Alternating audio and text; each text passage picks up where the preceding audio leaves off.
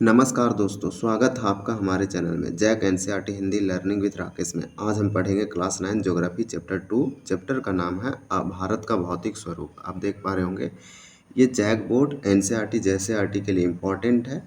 तो इस पार्ट में हम लोग क्वेश्चन आंसर अभ्यास सेशन करेंगे। यहाँ पे एमसीक्यू देखेंगे, शॉर्ट आंसर, लॉन्ग आंसर, मानचित्र कौशल देखेंगे और एक्टिविटी भी देखेंगे। तो सभी उत्तर एनसीईआरटी जेसीईआरटी जैक बोर्ड की दृष्टि से आसान भाषा में, सरल भाषा में और परीक्षा में आने योग्य रूप से तैयार किया गया है। तो इस वीडियो पे आप बने रहें। चलिए हम लोग एक एक करके देखेंगे। अगर आप थ्योरी सेशन नहीं देखें इस चैप्टर से संबंधित और चैप्टर 3 से संबंधित जरूर देखें। वहाँ आसान भाषा में लाइन बाय लाइन समझाया जा रहा है और हिंदी में, और हर पॉइंट को क्लियर किया जा रहा है। तो आप ज़रूर विजिट करें। और आपको ये सेशन कैसा लगता है आप ज़रूर बताएं। और चैनल को सब्सक्राइब नहीं किए तो ज़रूर कीजिए। चलिए इसे शुरू करते हैं बिना किसी देर किए हुए। आज की क्लास है भारत का भौतिक स्वरूप में क्वेश्चन अभ्यास। तो यहाँ पे ये देख पा रहे होंगे, ये सब हम लोग अच्छे से कंप्लीट कर रखे हैं। तो ये सब हम लोग का पढ़ाई हो चुका है। अगर आप नहीं देखे हैं तो आप ज़रूर देखिए। मुख्य भौगोलिक वितरण जो था उसको हम लोग अच्छे से कंप्लीट किए हैं। इसके बाद हम लोग चैप्टर 1 पढ़ेंगे। तो आप वीडियो पे बने रहेंगे, चैनल को ज़रूर सब्सक्राइब कर लेंगे। तो ये सब हम लोग देख चुके हैं। चलिए आज हम लोग का जो सेशन है वो अभ्यास वाला है, एक्सरसाइज वाला। ये खंड हम लोग का सेशन रहेगा। और आपको कमेंट करके भी बताना है कि इसमें आपका आंसर कौन कौन सा जो है सही हो रहा है, कौन कौन सा आप सही कर पा रहे हैं। देखिए फर्स्ट क्वेश्चन में पूछा गया है कि निम्नलिखित विकल्पों में से सही उत्तर चुनिए। यानी कि ये एमसीक्यू टाइप का क्वेश्चन है, मल्टीपल चॉइस क्वेश्चन है। यहाँ पे आपको 4 ऑप्शन दिया जाता है। 3 न किसी प्रकार से 3 जो से गलत होते हैं, एक इसका राइट होता है। तो फर्स्ट क्वेश्चन में पूछा गया है कि एक स्थलीय भाग जो 3 ओर से समुद्र से घिरा हो। तो आप बता सकते हैं ऐसा एक स्थलीय भाग, भूभाग या क्षेत्र पृथ्वी का, स्थल का, जो 3 ओर से समुद्र से घिरा होता है उसे क्या बोलते हैं। तो फर्स्ट का राइट आंसर हो जाएगा हमारा ख, यानी कि प्रायद्वीपीय कहते हैं उसे। यानी कि प्रायद्वीपीय को बोलते हैं पेनिनसुला। जैसे हम इंडिया को अगर देखेंगे तो ये वाला दक्षिण भारत, साउथ इंडिया को देखेंगे तो इधर अरब सागर है, इधर इंडियन ओशियन है, हिंद महासागर, और इधर बंगाल की खाड़ी है। तो 3 साइड से ये जो क्षेत्र है, भूमि, भूभाग, स्थलीय भाग, वो 3 साइड से पानी से बड़ा समुद्र सागर से घिरा हुआ है, इसलिए इसे प्रायद्वीपीय बोलेंगे। इसलिए भारत के दक्षिण वाला पार्ट को प्रायद्वीपीय भारत बोलते हैं, पेनिनसुला इंडिया बोलते हैं। तो इसका राइट आंसर ए हो जाएगा। इसी प्रकार से नेक्स्ट क्वेश्चन दिया गया है, क्वेश्चन नंबर 2 में बताया गया है कि भारत के पूर्वी भाग में म्यांमार की सीमा का निर्धारण करने वाले पर्वतों का संयुक्त नाम क्या है। तो भारत का आप पूर्व साइड जाएंगे, यानी कि ये साइड जाएंगे, ये साइड, तो यहाँ पे भारत का म्यांमार है, यहाँ बांग्लादेश है, यहाँ असम, नागालैंड, अरुणाचल प्रदेश, त्रिपुरा, मेघालय। तो ये वाला जो यहाँ बताया जा रहा है कि भारत का जो पूर्वी भाग है और जो म्यांमार का सीमा का निर्धारण करता है, वहाँ के पर्वतों को सबको मिला के एक साथ संयुक्त रूप से क्या बोलते हैं, तब पूर्वांचल कहते हैं। इसके नाम में छुपा हुआ है। यहाँ देखिए पूर्वी भाग में म्यांमार की सीमा, तब पूर्वी से आप पूर्वांचल मार सकते हैं, पूर्वांचल बोलते हैं। 7 सिस्टर या 7 बहनें जो राज्य है, उधर जो संयुक्त रूप से पर्वत है वो सबको।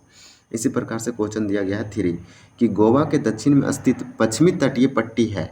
तो गोवा के दक्षिण में जो पश्चिम तटीय पट्टी है, अगर हम यहाँ देखेंगे तो यहाँ तटीय पट्टी को नाम बांटा गया था। यहाँ महाराष्ट्र से गोवा वाला को बोल रहे थे कोंकण तट, फिर गोवा से नीचे वाला का, यानी कि गोवा के दक्षिण ये हो गया हमारा, गोवा के दक्षिण ये हो गया, तो इसे बोलेंगे कन्नड़ तट या कन्नड़ का मैदान, और या कर्नाटक का मैदान भी बोलते हैं। और ये जो है केरल के तट जो नीचे बच गया, इसे बोलते हैं मालाबार तट। तो ये वाला तट जो आप जरूर याद रखें। तो यहाँ पूछा गया है गोवा के दक्षिण में स्थित पश्चिमी तट को क्या बोलते हैं। तो कन्नड़ तट या कर्नाटक का मैदान या कर्नाटक तट भी बोलते हैं, क्योंकि कर्नाटक के पास पड़ता है। पूर्वी घाट का सर्वोच्च शिखर है। देखिए पूर्वी घाट का सर्वोच्च शिखर बताया जा रहा है, यानी कि यहाँ का सबसे ऊंचा शिखर कौन सा है, पीक कौन सा है। तो इसका राइट आंसर हो जाएगा महेंद्रगिरी।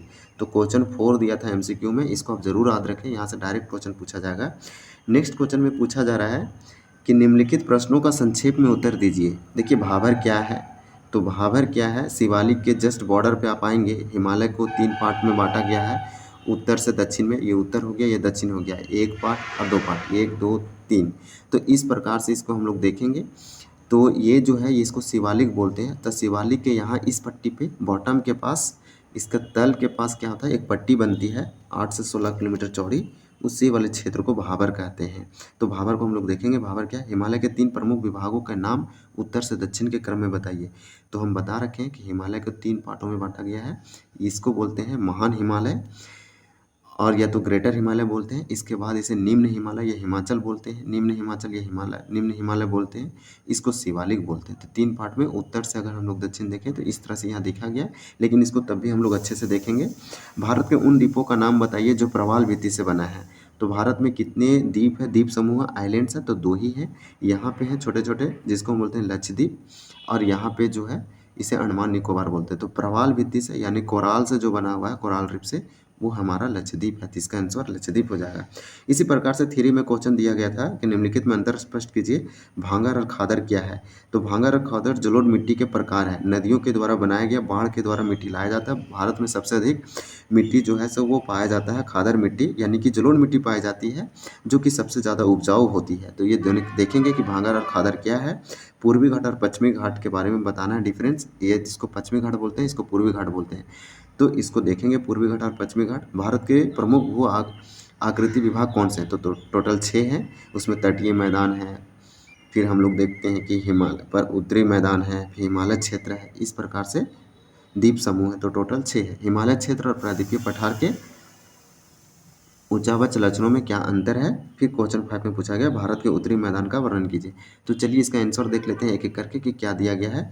फिर इधर भी क्वेश्चन है कि मध्य हिमालय में संक्षिप्त टिप्पणी, आपको नोट्स बनाना है कि मध्य हिमालय क्या है, मध्य उच्च हिमालय भूमि क्या है, भारत के द्वीप समूह क्या है, इसके बारे में आपको नोट्स बनाना है। फिर मानचित्र पर दिखाना है कि पर्वत शिखर, जैसे हम K2 भारत के मानचित्र में कहाँ है, कंचनजंगा, नंगा पर्वत, फिर अनाई, फिर इसी प्रकार से शिलोंग, छोटा नागपुर और मालवा और बुंदेलखंड का पठार, ये सब पठार का नाम है। थार मरुस्थल, पश्चिमी घाट, लक्षद्वीप समूह, गंगा यमुना दोआब, इसको आप मानचित्र में दिखाना है। फिर ये एक्टिविटी है, क्रियाकलाप है, जो कि यहाँ पे दिया गया है नाम कुछ पर्वतों का, शिखरों का, दर्रों का, पठारों का, पहाड़ियों का, जो कि आपको फाइंड करना है। इसको आप इस तरह से भी फाइंड कर सकते हैं, इसको आप तिरछा भी फाइंड कर सकते हैं, आप जिस तरह से इसको करना चाहेंगे, या फिर इस तरह से भी कर सकते, वर्टिकली, हॉरिजॉन्टल, या फिर कर्व तरीके से। तो चलिए इसका आंसर देखते हैं।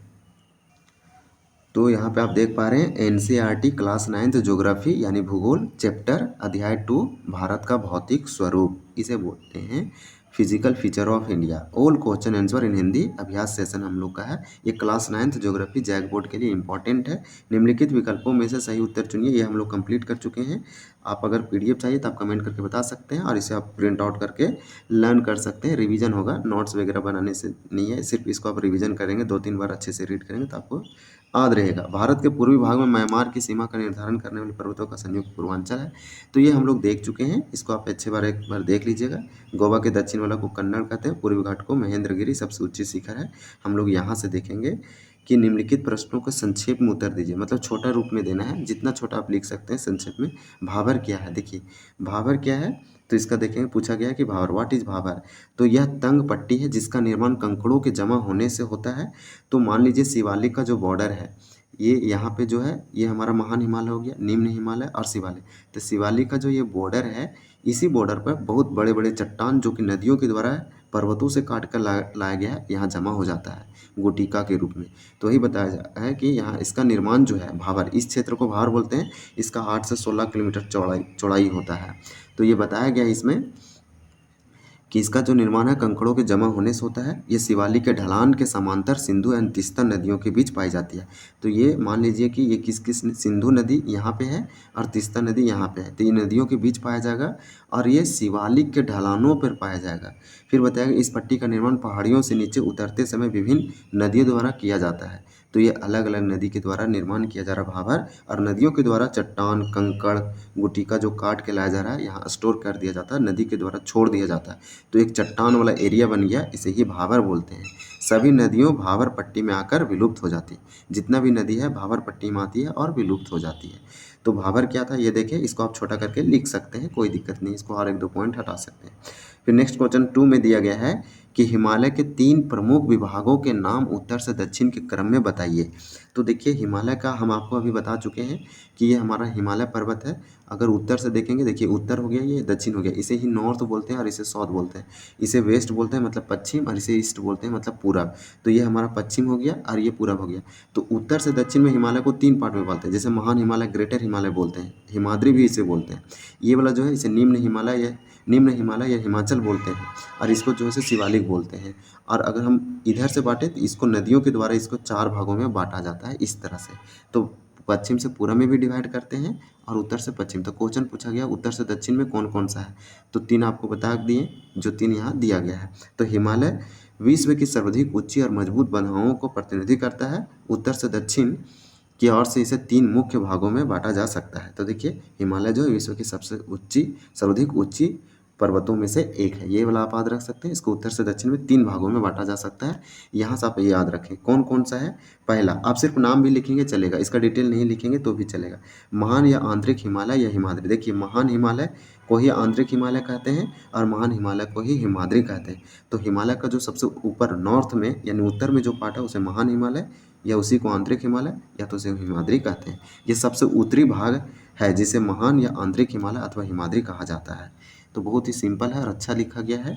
नेक्स्ट दिया गया है क्वेश्चन नंबर 2, हिमाचल या निम्न हिमालय। देखिए हिमाद्री के दक्षिण में यानी कि अब हम दक्षिण यानी कि दक्षिण और उत्तर के बीच वाला को हिमालय या निम्न हिमालय, ये दूसरा पार्ट हो गया हमारा हिमालय के उत्तर से दक्षिण के क्रम में।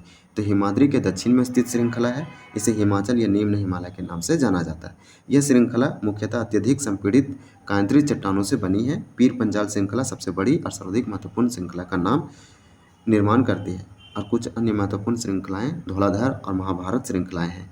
तो सिर्फ आपको इतना ही याद करना है, ज़्यादा नहीं। आप फिर नहीं तो नाम आप सिर्फ याद रखें क्योंकि सिर्फ नाम पूछा जा रहा है। तो सेकंड हिमालय या निम्न हिमालय इसका नाम है। और तीसरा जो हमारा दिया गया है वो शिवालिक है। तो हिमालय के उत्तर से दक्षिण में हम लोग तीनों का नाम देखें शिवालिक। आप सिर्फ नाम भी याद रख सकते हैं और डिटेल जानना चाहते हैं तो थोड़ा सा देख सकते हैं। हिमालय की सबसे बाहरी श्रृंखला को शिवालिक कहा जाता है। यह गिरिपथ श्रृंखला है और हिमालय के सबसे दक्षिणी भाग में प्रतिनिधि करती है। तो एक बार आप इसे मैप से ज़रूर देख लें। ये हमारा हिमालय है जो कि इसको 3 पार्ट में उत्तर से दक्षिण में बांटा गया है। इसे हिमाद्री या महान हिमालय कहते हैं, इसे निम्न हिमालय या हिमाचल कहते हैं और इसे शिवालिक कहते हैं। तो शिवालिक देखिए दक्षिण में है। इसी प्रकार से नेक्स्ट थर्ड क्वेश्चन पूछा गया था कि अरावली और विंध्याचल की पहाड़ियों में कौन सा पठार स्थित है? तो मालवा का पठार है। आप इसे मैप में देख सकते हैं कि अरावली और विंध्याचल की पहाड़ियों में कौन सा पठार स्थित है? तो मालवा का पठार है। ये वाला आप ज़रूर याद रखें। इसको मैप से अगर हम लोग देखना चाहते हैं तो चलिए देख लेते हैं। तो देखिए यहाँ पे दिया गया है ये अरावली श्रेणी है या पठार है और यहाँ विंध्या, ये दोनों के बीच में जो पठार है उस पठार का नाम है मालवा का पठार। यही पूछा गया था कि अरावली और विंध्या श्रेणी के बीच में कौन सा पठार है? तो मालवा का पठार है। और हम लोग यहाँ पे ये देखे थे, अभी हिमालय का नाम देखे थे तो अब देख पा रहे हैं हिमालय ये हमारा दिया गया है जो कि यहाँ पे ऊपर में जो है से महान हिमालय या हिमाद्री है, फिर हमारा निम्न हिमालय है, फिर शिवालिक है। तो यहाँ 3 पट्टी दे रखा है। फिर दिया गया है क्वेश्चन नंबर 4 में भारत के उन द्वीपों का नाम बताइए जो प्रवाल भित्ति के हैं। तो प्रवाल भित्ति के कौन से हैं? तो लक्षद्वीप समूह है यानी लक्षद्वीप आइलैंड है। अगर आप इंडिया का प्रायद्वीपीय भारत या दक्षिण भारत का देखेंगे तो यहाँ पे छोटे छोटे बहुत सारे आइलैंड है जिसे हम लक्षद्वीप आइलैंड बोलते हैं या लक्षद्वीप समूह बोलते हैं। ये प्रवाल भित्ति से बना हुआ। प्रवाल भित्ति ये जो होते हैं छोटे छोटे मृत जीव होते हैं जो समुद्र में पाए जाते हैं। तो प्रवाल भित्ति से बना हुआ लक्षद्वीप समूह। भारत में पूछा जाएगा कितने द्वीप हैं? तो एक अंडमान निकोबार द्वीप समूह जो आइलैंड्स है, द्वीप समूह है और एक लक्षद्वीप है। तो ये है जो प्रवाल भित्ति से बना हुआ है। तो इस प्रकार से इसको जरूर याद रखें। फिर दिया गया है निम्नलिखित, नेक्स्ट क्वेश्चन, निम्नलिखित में से अंतर स्पष्ट कीजिए। भांगर और खादर क्या है? ये क्वेश्चन नंबर हम लोग 3rd वाला देख रहे हैं। तो ये वाला आप जरूर याद रखें कि हमारा कौन सा सेक्शन है। सो तो यहाँ पे आप देख पा रहे होंगे ये हम लोग 2 कंप्लीट कर चुके हैं। एमसीक्यू भी देख लिए थे हम लोग 1st नंबर। तो ये क्वेश्चन नंबर हम लोग देख रहे हैं 2। भावर क्या है? आप यहीं पे लिख सकते हैं, बुक में ही छोटा सा लिख लीजिए। यहाँ तीनों का नाम लिख दीजिए, अरावली और विंध्या, मालवा का पठार नाम दे दीजिए। भारत के उन द्वीपों का नाम बताइए जो प्रवाल भित्ति से बना हुआ है। तो लक्षद्वीप, तो यहीं साइड में लिख लीजिए। आप जब भी बुक पलटिएगा तो आपको याद हो जाएगा। अब हम लोग 3 नंबर का आंसर देखेंगे, भांगर और खादर में अंतर, पूर्वी और पश्चिमी घाट में अंतर, और 4 और 5 देखेंगे। तो चलिए देखते हैं कि क्या क्या दिया गया है। तो यहाँ पे आप देखिए कि निम्नलिखित में अंतर स्पष्ट कीजिए। भांगर और खादर, तो भांगर और खादर के बीच निम्न अंतर है। तो चलिए सबसे पहले देखते हैं भांगर। आप टेबल बना के इस तरह से भी लिख सकते हैं, यहाँ भांगर लिख दीजिए और यहाँ खादर लिख दीजिए। तो इस प्रकार से आप लिख के भी बना सकते हैं या फिर आप इस तरह से भी दे सकते हैं। तो देखिए क्या दिया गया है भांगर और खादर के बीच में। तो आपको बता दें कि जो भांगर होता है वो भांगर पुरानी जलोढ़ मृदा होती है, यानी कि ये पुरानी जलोढ़ मिट्टी है, पुरानी, देखिए भांगार, घर में सामान रहता है पड़ा हुआ तो उसे बोलते हैं कि भंगार वाला दे देना है डस्टबिन, क्योंकि वो पूरा का पूरा भंगार हो गया, खराब हो गया। तो पुराने वाला चीज़ों को ही भांगार बोलते हैं।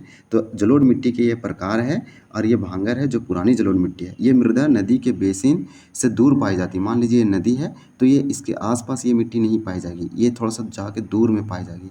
इसको आप ज़रूर समझें कि ये जो भांगर मिट्टी है, जलोढ़ मिट्टी का प्रकार है, जो नदी के बाढ़ आने के कारण मिट्टी इधर जमा हो गया था और ये मिट्टी इधर ही रहा कई सालों तक। तो यही बोला जा रहा है कि ये जो मृदा है ये नदी के बेसिन से दूर पाई जाती है। यह पुरानी जलोढ़ मिट्टी है। यह भूमि कम उपजाऊ होती है और खेती के लिए आदर्श नहीं है। तो ये जो है जो भांगर है वो खादर के कंपेयर में कम उपजाऊ है और खेती के लिए उतने आइडियल या आदर्श नहीं है। तो बहुत सिंपल है, इसको आप दो लाइन में भी याद रख सकते हैं कि पुरानी जलोढ़ मिट्टी को भांगर कहते हैं। यह जो है से नदी से दूर पाई जाती है और उपजाऊ मिट्टी होती है, लेकिन खादर से कम। देखिए खादर में क्या दिया गया है, तो खादर में दिया गया है कि यह नई जलोढ़ को खादर कहा जाता है। नई जलोढ़ मिट्टी को खादर कहा जाता है। यह मृदा नदी के बेसिन के पास पाई जाती है। तो ये मान लीजिए नदी है तो इसके आसपास पाई जाएगी। ये एवरी ईयर बाढ़ के द्वारा यहाँ मिट्टी जमा किया जाता है, और ये मिट्टी जो है सो जलोढ़ मिट्टी है। जलोढ़ मिट्टी का प्रकार है खादर, और नया वाला जलोढ़ मिट्टी को बोलते हैं खादर, और बहुत ज़्यादा उपजाऊ होती है खेती के लिए, और हर एक साल इस मिट्टी का निर्माण होती है। यह मृदा बहुत बहुत उर्वरा होती है, मतलब फर्टाइल होती है, तथा कृषि के लिए आदर्श माने जाते हैं। इसमें धान की खेती बहुत अच्छा होती है। नेक्स्ट देखते हैं पूर्वी घाट और पश्चिमी घाट में क्या अंतर है। तो देखिए पूर्वी घाट और पश्चिमी घाट में अंतर निम्न है। पूर्वी घाट अगर हम लोग इसको मैप से समझे तो इसको मैप से समझ सकते हैं। इसको पहले आपको बता देते हैं कि देखिए ये प्रायद्वीपीय भारत है, तो इसको बोलते हैं पूर्वी घाट और इसको बोलते हैं पश्चिमी घाट। इंग्लिश में इसको वेस्टर्न घाट बोलते हैं, इसको ईस्टर्न घाट बोलते हैं और इसको वेस्टर्न घाट बोलते हैं। तो यहाँ पे हम लोग ये देखें कि ये हमारा पूर्वी घाट है, ये पश्चिमी घाट है। तो ये जो है इसका ऊंचाई कम है, इसका ऊंचाई अधिक है। ये जो है सतत है। कहने का अर्थ हुआ कि हमारा ये सतत है, ये लगातार है, और ये छोड़ छोड़ के है, क्योंकि इधर महानदी है, इधर गोदावरी है, कृष्णा है, कावेरी, नदियों के द्वारा कटाव किया गया है। फिर और हम लोग यह देख सकते हैं कि यहाँ पे बहुत ऊंचे ऊंचे शिखर है, पर्वत है, इसका कम है। तो इस प्रकार से इसका कुछ अंतर है। तो चलिए देखते हैं अंतर क्या है। पूर्वी घाट प्रायद्वीपीय भारत की पूर्वी भुजा का निर्माण करते हैं। तो पूर्वी घाट जो बताया जा रहा है वो भारत के प्रायद्वीपीय भारत, इसे प्रायद्वीपीय भारत बोलते हैं क्योंकि 3 साइड से पानी से घिरा हुआ है। तो ये जो बताया जा रहा है कि ये पूरब साइड है, ये इसको ईस्ट बोलते हैं यानी पूरब। तो ये पूर्वी घाट जो है प्रायद्वीपीय भारत के किधर है, तो पूरब साइड है यानी ईस्ट साइड है। फिर बताया गया है इस घाट की ढलानों पर वर्षा कम है, यानी कि बारिश का अगर कंपेयर करें तो यहाँ बारिश कम होता है जबकि यहाँ बारिश अधिक होता है। ये पश्चिमी घाट है, ये पूर्वी घाट है। तो पूर्वी घाट में बारिश कम होता है, पश्चिमी घाट में अधिक होता है। ये आप याद रख सकते हैं क्योंकि भारत में जो मानसून है, बारिश जो है से ईस्ट साइड से इंटर करता है, तो अधिक बारिश यहाँ होती है। फिर इस घाट में ढलानों में वर्षा कम है। पूर्वी घाट जो है कोरोमंडल तट के समांतर है। तो पूर्वी घाट कहाँ है, कोरोमंडल के समांतर। आपको बताए हैं कि केरल वाला तट को मालाबार तट कहते हैं, लेकिन आंध्र प्रदेश और तमिलनाडु के तट वाला को मालाबार तट कहते हैं। तो इसको जरूर आप याद रखें, यानी कि ये वाला तट को हम लोग क्या कहते हैं, तो कोरोमंडल तट कहते हैं। तो जरूर याद रखें कि पूर्वी घाट के समांतर कौन सा तट है, तो कोरोमंडल तट है। पूर्वी घाट सतत नहीं है, अनियमित है। तो आपको बताए हैं कि पूर्वी घाट जो है सतत नहीं है, ये छोड़ छोड़ के है। क्योंकि नदियों के द्वारा कटाव किया गया है। इधर से नदी निकलती है और इधर फॉलो कर रही है और बंगाल की खाड़ी में गिरती है और डेल्टा का निर्माण करती है। तो 4 ऐसे प्रमुख नदी है, नाम है गोदावरी, कृष्णा, कावेरी, महानदी। तो हम लोग इसको देखें, सतत मतलब लगातार नहीं है। पश्चिमी घाट की अगर बात करें तो सेम है, ये लगातार है, इसमें नियमितता है, ये बहुत ऊंचे ऊंचे होते हैं, इसमें बारिश अधिक होती है। ये प्रायद्वीपीय भारत के पश्चिम साइड है।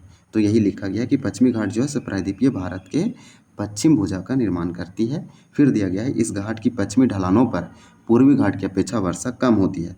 तो इस घाट की अपेक्षा बताया जा रहा है कि इस घाट की पश्चिमी ढलानों पर पूर्वी घाट की अपेक्षा कम वर्षा होती है। तो यहाँ पे जो है सो यहाँ बारिश अधिक होता है, यानी कि पूर्वी घाट में बारिश अधिक होती है, लेकिन पश्चिमी घाट में बारिश, यहाँ पूर्वी घाट में बारिश कम होती है, पश्चिमी घाट में अधिक होती है। तो बोलेंगे कि पूर्वी घाट की अपेक्षा बारिश अधिक पश्चिमी घाट में हो रहा है। पश्चिमी घाट मालाबार तट तक फैला हुआ है। जो पश्चिमी घाट है वो कहाँ तक फैला हुआ है, तो यहाँ तक फैला हुआ है, यानी कि ये यहाँ तक फैला हुआ है, जिसे हम मालाबार तट कहते हैं। इधर वो तट को कोरोमंडल तट कहते हैं। ये सतत है, मतलब ये लगातार है, पूरा इसका कटाव नहीं हुआ है। चलिए नेक्स्ट क्वेश्चन देखते हैं। क्वेश्चन नंबर 4 है, भारत के प्रमुख भू आकृति विभाग कौन से हैं? तो भारत के प्रमुख भू आकृति मतलब फिजिकल फीचर, इंडिया के वो कौन कौन से मेजर, मुख्य मतलब बड़े बड़े मेजर भारत के, हम भारत को डिवाइड करते हैं क्योंकि भारत में कहीं प्लेन एरिया है, मैदानी इलाका है, तो कहीं पहाड़ है, कहीं पठार है, कहीं पर्वत है, कहीं नदी है। तो इस प्रकार से बताया गया है कि भारत के वो कौन कौन से बड़े बड़े भू आकृति हैं, फिजिकल फीचर हैं, विभाग कौन से। तो ई बुक में टोटल 6 बताया गया था, ये आप जरूर याद रखें। हिमालय, तो उसका नाम भी बताना 6 का, हिमालय क्षेत्र और प्रायद्वीपीय पठार के उच्चावच लक्षणों में अंतर, यानी हिमालय क्षेत्र और प्रायद्वीपीय पठार यानी दक्षिण भारत में आपको तुलना करना है। तो देखिए भारत के प्रमुख 6 भू आकृति विभाग हैं जो निम्न है, तो बुक में दिया गया था, ये वाला आप जरूर याद रखें। 6 कौन कौन सा, तो देखिए हिमालय पर्वत है, ये वाला आप जरूर याद रखें। पहला उत्तरी का मैदान है यानी उत्तर का मैदान, और प्रायद्वीपीय पठार, भारतीय मरुस्थल यानी कि थार मरुस्थल रेगिस्तान जिसे ग्रेट इंडियन डिजर्ट कहते हैं, तटीय मैदान, कोस्टल एरिया और द्वीप समूह जो लक्षद्वीप और अंडमान निकोबार। तो इतने भारत के जो है से भू आकृति विभाग हैं। इसी प्रकार से बताया गया नेक्स्ट यहाँ पे कि हिमालय क्षेत्र और प्रायद्वीपीय पठार के उच्चावच लक्षणों में अंतर नीचे दिया गया। सबसे पहले हिमालय के बारे में देखते हैं। तो देखिए हिमालय के बारे में दिया गया है, हिमालय बारे में क्या दिया गया है कि विश्व के सर्वाधिक उच्च पर्वत और गहरी घाटियों से मिलकर बना है हिमालय क्षेत्र। इंडो ऑस्ट्रेलियाई प्लेट और यूरेशियाई या फिर यूरेशियन प्लेट के टक्कर के कारण बना है। तो हिमालय क्षेत्र बना कैसे है? इंडो ऑस्ट्रेलियन प्लेट और यूरेशियन प्लेट के टक्कर होने से क्या है, हिमालय क्षेत्र बना है। क्योंकि हिमालय जहाँ पे आज है, आज से कई साल पहले टेथिस सागर बहुत बड़ा सागर हुआ करता था, लेकिन 2 प्लेट टकराया तो वहाँ का ज़मीन ऊपर उठ गया, जिसे हम हिमालय क्षेत्र बोलते हैं। और कौन प्लेट टकराया? तो यूरेशियन और इंडो ऑस्ट्रेलियन। फिर बोल रहा है ये तलछट्टी चट्टानों से बना है, तो तलछट्टी चट्टानों से बना है। भूवैज्ञानिक दृष्टि से यह अस्थिर क्षेत्र में आता है, ये अस्थिर है, यहाँ हमेशा भूकंप वगैरह आता ही रहेगा। यहाँ का हिमालय लगातार बढ़ रहा है, यह विश्व के सर्वाधिक ऊंचे पर्वत है। तो ये सब कुछ फैक्ट है जैसे आप याद रख सकते हैं। चलिए नेक्स्ट क्वेश्चन नेक्स्ट देखते हैं इसका। अब यहाँ प्रायद्वीपीय पठार का अंतर पूछा गया था, हम बार बार बता रहे हैं आपको कि आप इस तरह से भी टेबल बना के लिख सकते हैं इसका आंसर। तो देखिए क्या दिया गया है कि चौड़ी और छिछली घाटियों और गोलाकार पहाड़ियों से मिलकर बना है। तो चौड़ी और छिछली घाटियों और चौड़ी है और छिछली घाटियों और गोलाकार पहाड़ियों से मिलकर बना है प्रायद्वीपीय पठार। गोंडवाना भूमि के टूटने और खिसकने के कारण बना है। तो देखिए गोंडवाना भूमि जब टूटा तब प्रायद्वीपीय पठार बना था, या फिर गोंडवाना भूमि के खिसकने से, इधर उधर स्लिप करने से। देखिए अग्नीय और कांतरीय चट्टानों से बना है प्रायद्वीपीय पठार, तो ये वाला याद रख सकते हैं, अग्नीय और कांतरीय चट्टानों से बना हुआ है ये पठार। भूवैज्ञानिक दृष्टि से यह क्षेत्र में आता है, तो ये रिप क्षेत्र में आता है। फिर ये बताया गया है कि मध्य उच्च भूमि नीची पहाड़ियों से बना है और इसमें कोई भी चोटी विश्वविख्यात ऊंचाई की नहीं है। तो ये बोल रहा है कि मध्य उच्च भूमि की नीची पहाड़ियों में नीची पहाड़ियों से बना है। तो मध्य उच्च भूमि जो है से प्रायद्वीपीय पठार का भाग है। प्रायद्वीपीय पठार को 2 भागों में बांटते हैं, तो इसके नीचे वाला पार्ट को बताया जा रहा है, इनमें से कोई भी चोटी विश्वविख्यात नहीं, इतना ज़्यादा फेमस नहीं है। तो इसमें इतना 5 दिया है, आप इसको 2-3 भी याद रख सकते हैं, काफ़ी है। चलिए क्वेश्चन नंबर 5 देखते हैं। ये थोड़ा सा लॉन्ग आंसर है लेकिन इसको आप छोटा करके लिख सकते हैं। भारत के उत्तरी मैदान का वर्णन कीजिए। तो यह मैदान जलोढ़ मृदा से बना है। भारत का उत्तरी मैदान जो है नदियों के द्वारा बना है। कोई भी मैदानी इलाका नदियों के द्वारा बनेगा, क्योंकि नदियों के द्वारा जलोढ़ मिट्टी लाया जा रहा है, और जब मैदानी क्षेत्र में आता है तो जो नदी है वो बालू मिट्टी को छोड़ देती है, जिससे मैदानी इलाका का निर्माण होता है। तो भारत का जो उत्तरी मैदान है, जिसमें यूपी, बिहार, बंगाल, झारखंड कुछ के पार्ट बसे हुए हैं, ये उत्तरी मैदान में आते हैं। तो ये जलोढ़ मिट्टी से बना है, ये वाला आप जरूर याद रखें। ये लाखों वर्ष में हिमालय के गिरिपादों में एक विशाल बेसिन में जलोढ़ का निक्षेप होने से इस उपजाऊ मैदान का निर्माण हुआ है। यह मैदान 7 लाख वर्ग किलोमीटर में फैला हुआ है, यानी उत्तरी मैदान 7 लाख वर्ग किलोमीटर में फैला हुआ है। इसका जो चौड़ाई देखेंगे तो यह मैदान 2400 किलोमीटर लंबा है और 240 से 320 किलोमीटर चौड़ा है। तो इस मैदान का जो चौड़ाई है, अगर हम इस मैदान को बनाएंगे इस तरह से, मान लीजिए ये उत्तरी मैदान है, तो इसका लंबाई जो यहाँ से यहाँ तक ये 2400 किलोमीटर, लेकिन इसका चौड़ाई जो है इधर अधिक है इधर कम है, इसलिए इधर का चौड़ाई 320 किलोमीटर लेकिन इधर 240 है। तो इस तरह से ये घटते गया। फिर बताया गया है कि समृद्ध मृदा के आवरण और भरपूर पानी की आपूर्ति और अनुकूल जलवायु ने उत्तरी मैदान के कृषि की दृष्टि से भारत का अत्यधिक उपजाऊ भाग बना दिया है। यानी कि उत्तरी मैदान में बहुत अच्छा मिट्टी है, फर्टाइल मृदा है, सॉइल है, उर्वरता वाला मिट्टी है, जिससे खेती बहुत अच्छा होती है। यहाँ पानी आपूर्ति बहुत अच्छा है, यहाँ जलवायु बहुत अच्छा है, इसलिए उत्तरी मैदान जो है कृषि के लिए बहुत अच्छा है। इसलिए भारत को बोलते हैं कृषि प्रधान वाला देश, क्योंकि यहाँ कृषि पर ही सबका जीविका टिका हुआ है, जीवन यापन होती है। तो दृष्टि से, कृषि की दृष्टि से भारत का अत्यधिक उपजाऊ भाग माना जाता है। इसलिए दुनिया का सबसे अधिक आबादी अगर देखेंगे तो यही बेसिन, यही मैदानी इलाका में है। यही कारण है कि यह जनसंख्या घनत्व भारत के सभी भौगोलिक विभाजनों की अपेक्षा में इस क्षेत्र में सर्वाधिक है। तो सबसे अधिक आबादी यहीं पे है पूरे भारत में। उत्तरी मैदान के पश्चिमी भाग को पंजाब कहा जाता है। तो उत्तरी भाग के पश्चिमी भाग को, उत्तरी मैदान के पश्चिमी भाग को, यानी कि हम ये उत्तरी मैदान हम मान लीजिए, तो ये वाला पार्ट को बोल रहा है पंजाब, पंजाब कहा जाता है। और गंगा का मैदान घाघरा और तीस्ता के नदियों के बीच स्थित है। तो जो ये वाला पार्ट है इसे गंगा का मैदान कहते हैं, जो कि यहाँ तीस्ता और घाघरा नदी है, दोनों नदियों के बीच वाला को उत्तरी के मैदान को गंगा का मैदान कहते हैं। और भारत के विभिन्न राज्यों से हरियाणा, दिल्ली, उत्तर प्रदेश, बिहार, झारखंड के कुछ भाग और पश्चिम बंगाल के पूर्व में फैला हुआ है। तो इसको आप छोटा सा करके लिख सकते हैं, इतना लिखने की आप ज़रूरत नहीं है, आप इतना भी लिख सकते हैं, या तो आप इसको बढ़ा के यहाँ तक कर सकते हैं कि ये जो है यहाँ पे बहुत अधिक जनसंख्या तक लिख सकते हैं। आगे दिया है निम्नलिखित का संक्षिप्त टिप्पणी लिखिए। ये हम लोग देखते हैं, ये क्वेश्चन बुक में दिया गया है, क्वेश्चन नंबर 6 है। निम्नलिखित पर संक्षिप्त टिप्पणियाँ लिखिए, छोटा छोटा आंसर लिखना है। मध्य हिमालय क्या है और किसे कहते हैं। तो देखिए हमारा ये क्वेश्चन हो गया था 3, 4, 5 हो गया।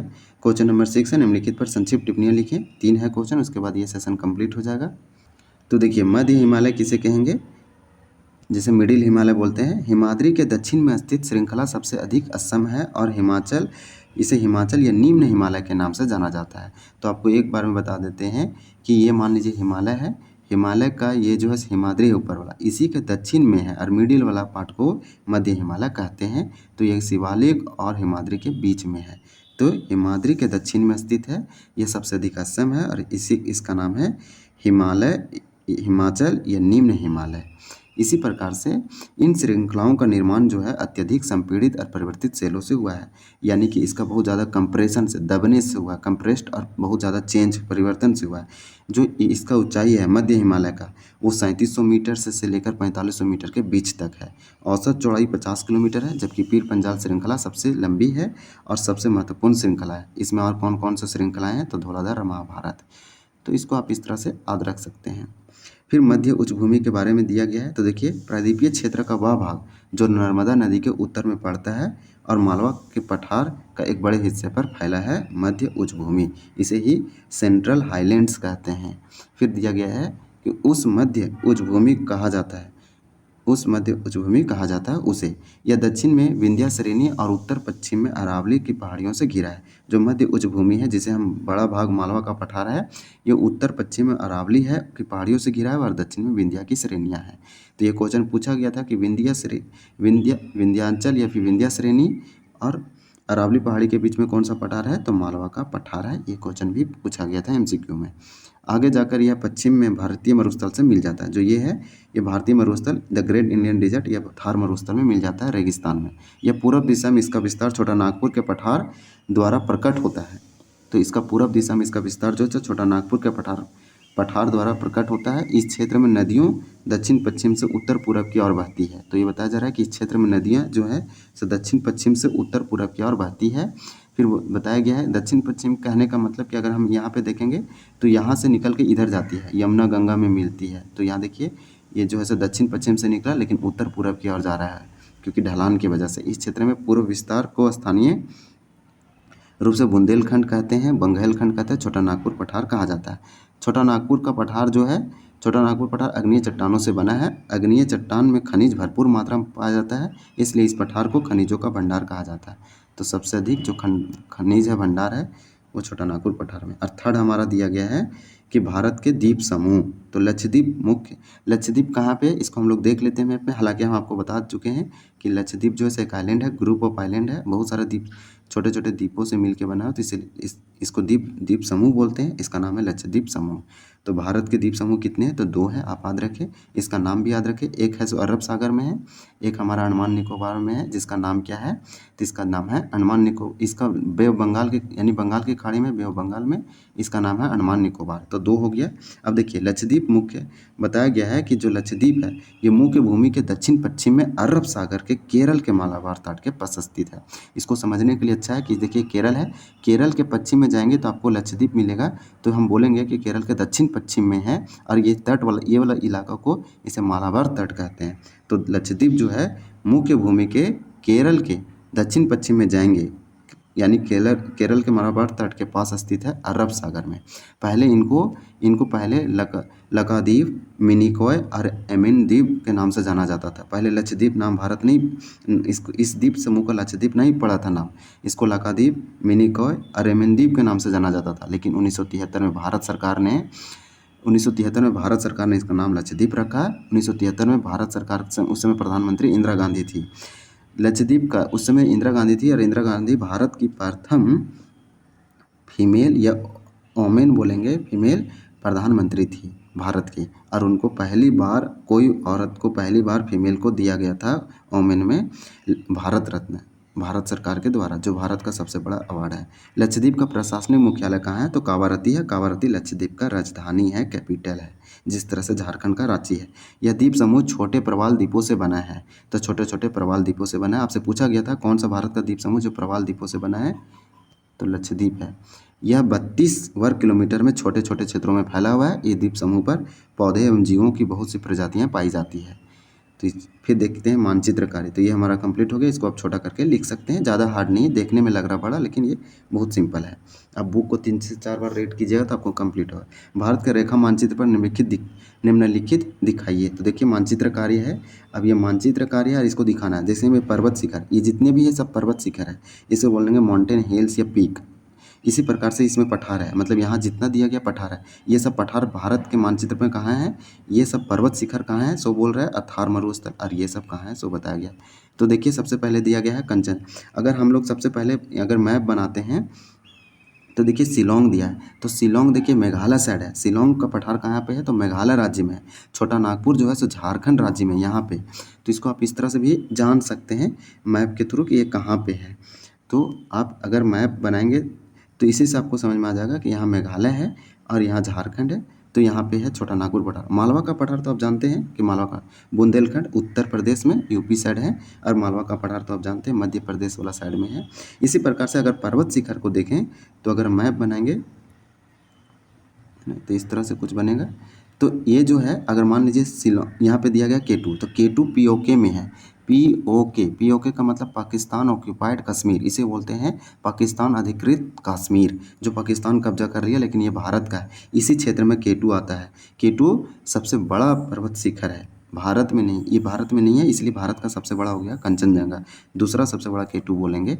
तो कंचनजंगा जो है सो सिक्किम में है, यहाँ पे है, सिक्किम राज्य में। नंगा पर्वत इधर उत्तर प्रदेश, ये उत्तराखंड में है। अनाई मुडी जो है यहाँ पे है, दक्षिण भारत में। इसको जरूर याद रखें।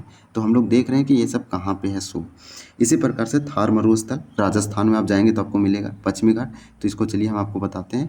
तो ये वाला इलाका जो है यहाँ गुजरात है, गुजरात के ऊपर जाएंगे तो थार मरुस्थल मिलेगा, जैसे थार रेगिस्तान बोलते हैं। ये जो है दक्षिण एशिया का सबसे बड़ा है मरुस्थल है। पश्चिमी घाट कहाँ पे? तो ये वाला पश्चिमी घाट है। लक्षद्वीप समूह कहाँ पे है? तो ये अरब सागर में, यहाँ पे है।